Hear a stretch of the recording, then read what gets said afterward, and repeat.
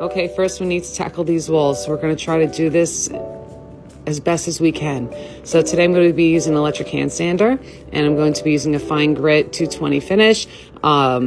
Yes, I can use sandpaper, but this is not just for the plugging of the little holes or screws or pin marks. It's for this areas. We have some bad patch jobs that were done before. We have some paint drips, and I really want to try to make this wall smooth as possible. So here we go. In my brain, I thought that using a sander would just give me a better results than replacing all the walls. I mean, I have no time to do sheetrock. I don't have time. The important thing to know is when you do this, you're going to use the most least amount of pressure as possible. You don't want to put too much pressure because you don't want to destroy the drywall.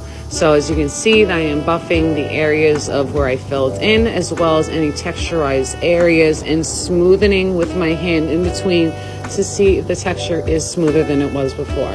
I cannot stress enough of do not apply hard pressure to this at all. We had no casualties, thank goodness, but this wall was a little more difficult to work with, a lot more paint drippings, a lot more texture issues. But I'm hoping to smoothen out these areas, and hoping when we put on the coat of paint, it's going to look better than what it would have looked like. My little girl has picked the color Chantilly Lace by Benjamin Moore, which is a white color with no tints of yellow or maybe a little slight of gray, but it's the nicest white I can possibly think of. And honestly, picking whites was the hardest part of this project. You think a white would just be a white. No, there's a million shades of white. So I took like 2 strips and I said, what's the best one that I think would look best? And I just chose one. If I looked at all the strips, it would have taken me probably a month to pick a white.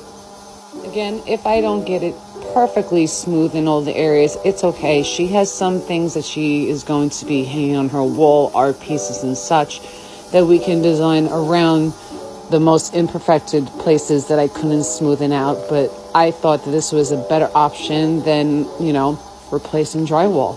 Who knows, this could be all for nothing. There are a couple of other shelves that I need to remove and to patch up those holes, so we are not going to put paint on this until the weekend.